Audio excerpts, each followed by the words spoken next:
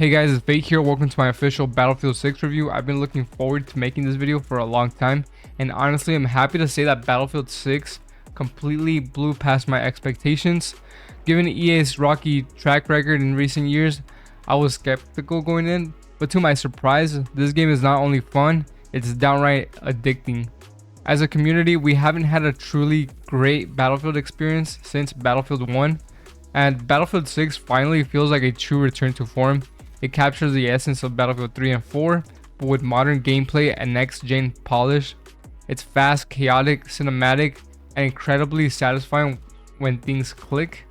And after seeing the early reports for Season 1 and the upcoming maps, I'm genuinely optimistic about where this game is heading. I also have to give credit where it's due. The team at DICE has clearly been listening. The amount of community feedback that's already been acknowledged and implemented is impressive. Balance tweaks, gameplay adjustments, and overall polish, it all shows a real effort to make this game better for the fans. Alright, with that said, let's jump into the full review. Battlefield 6 launched with 3 main modes: Campaign, Multiplayer, and Portal. For this review, I'll mainly focus on Multiplayer and Portal since that's where most players, including myself, spend the majority of our time. The campaign, while decent, really didn't blow me away.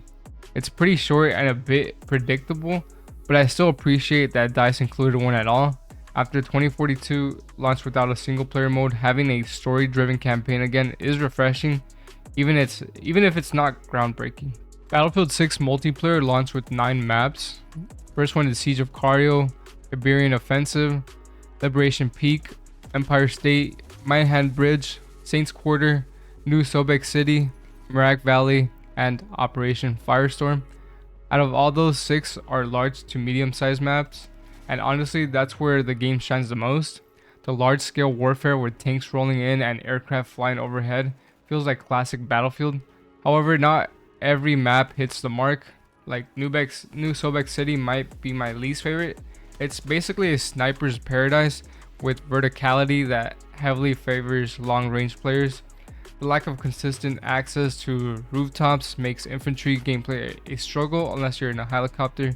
That said, I'm hopeful DICE will tweak it in the future updates.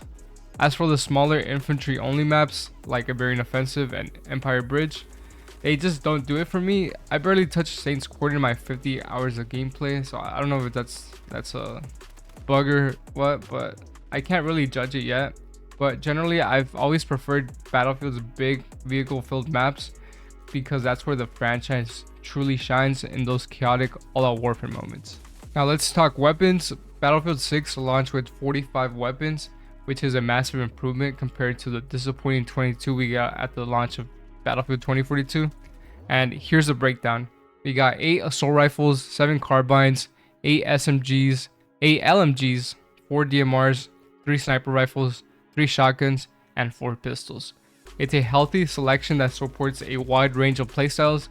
However, there is one major issue right now, and it is weapon bloom. Sometimes you'll be perfectly on target, yet your shots just don't land because of random spread. Thankfully, the devs have already acknowledged this and are working on a fix. Once that's resolved, the gunplay would feel near perfect. Now moving on to vehicles, and honestly this is one of the areas where Battlefield 6 truly shines. Vehicles feel responsive, powerful, and balanced in the way that brings back the classic Battlefield chaos we all love. You got your main battle tank for each faction, a Bradley style APC on both sides, and dedicated anti-air vehicles that keep the skies in check. Each vehicle types come with its own progression system and unlockable upgrades, encouraging players to master specific vehicles rather than just hopping in for a quick kills.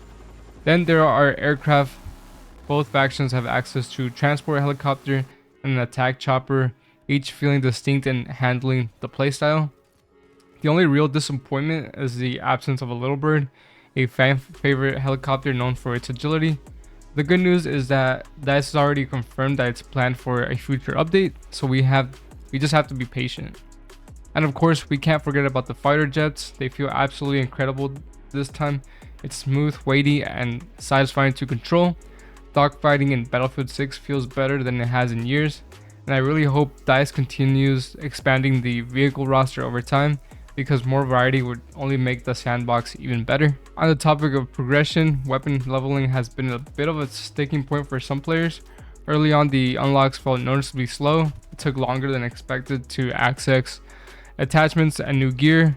Thankfully, DICE recently rolled out a patch that sped up weapon progression, making it feel way more rewarding. Personally, I didn't mind the slower pace too much. Battlefield 6 feels like a game designed to be played over years, not just a single annual cycle like Call of Duty. Still, faster unlocks makes grinding attachments far less tedious and help new players feel like they're making meaningful progress right from the start. Now, classes and gameplay balance. Now, this is where it gets a little controversial. The new open class system. In Battlefield 6, any class can use any weapon type, but each class still has its own unique gadgets, proficiencies, and traits. Like the assault, the frontline fighter, you get the adrenaline injector for not self-revive, but to get heals and faster weapon ready times, and a mission focused trait that helps you capture objectives faster. It's a fast-paced, aggressive class built for pushing and holding ground. And then we have the engineer, the vehicle specialist. You got special tools like rocket launchers and mines. Engineers benefit from better hip fire control with SMGs and reduce explosive damage when near vehicles. Plus, your vehicles can't be hijacked by enemies when you step out. And then we have support, my personal favorite and arguably the strongest. Support provides healing and ammo using the supply bag, which honestly feels a bit overpowered since it combines both roles. The class also gets LMG bonuses like no sprint penalty and faster ADS transition. I do wish DICE separated ammo and healing between classes again, because right now support feels like a must pick while others fall slightly behind. Then we have the recon, the intel expert with motion sensors and sniper proficiency. Recon dominates in spotting and long range engagements. Their aim spot trait lets you mark enemies simply by aiming down sights at them, which is incredibly useful for squad coordination. While I don't hate the open weapon system, I personally prefer the older, more defined class system. Thankfully, there are playlist options for both playstyles, so anyone can find what they like. Still, class balance definitely needs tuning, like the assault can use a small buff, and support probably deserves a nerf. Now let's talk about Portal, one of the most exciting returning features from Battlefield 2042. Back then, Portal had a ton of potential, but never really lived up to it. It felt underdeveloped and under-supported, but this time around in Battlefield 6, DICE absolutely nailed it. Portal is now more customizable than ever, and it honestly feels like DICE took Halo's Forge mode, injected it with steroids, and dropped it straight into Battlefield. The only real limit here is the player's imagination. I've already seen players recreate Call of Duty's Shipment 24/7 and CS2's does too, and even some completely original modes that take advantage of Battlefield's massive sandbox. The creativity is endless, from small chaotic infantry battles to large-scale vehicle wars with custom rules and modifiers. One of my favorite personal experiences so far was the flight training mode that someone made in Portal. It let me practice helicopter flying and jet piloting in a stress-free environment, and it honestly helped me get away better at using vehicles in the main game. And I really hope DICE continues to support and expand Portal, because it has potential to be a long-term foundation for community content, a place where players can build, share, and play together for years to come. Visually, Battlefield 6 is jaw-dropping. DICE continues to set the standard for realism and cinematic presentation. The explosions, lighting, and smoke effects are breathtaking. Sometimes I just stop mid-match to admire the detail. The new volumetric effects and environmental destruction makes every match feel like a movie scene. And that said, the HDR and brightness can be inconsistent at times. Looking out of a bright window can practically blind you.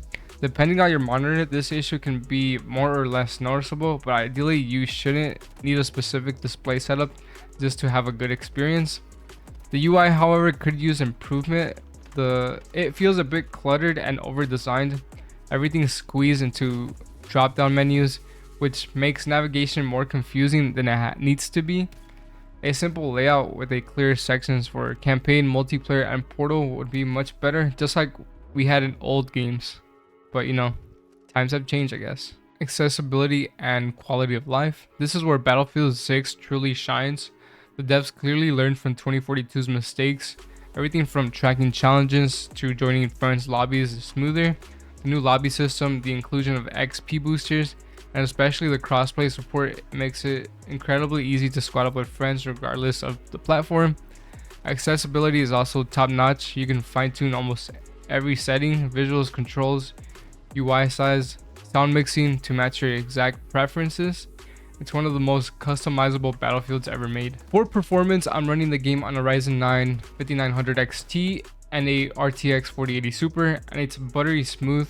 Without DLSS or frame generation, I'm getting around 100 FPS, and with both enabled, I'm hitting up to 300 FPS, and that's a huge step up from past launches.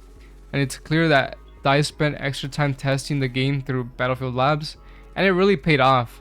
Battlefield 6 might actually be the most stable launch the franchise has ever had. Overall, Battlefield 6 feels like a redemption story. DICE played it safe this time. There's no crazy gimmick like behemoths, tornadoes, player chaos, but honestly that's exactly what the series needed. After 2 rocky releases, a grounded, polished, fun Battlefield game is the perfect way to win players back. The gunplay is satisfying, the visuals are stunning, and the overall experience reminds me why I fell in love with this franchise in the first place. It's not perfect, but it's a huge step in the right direction.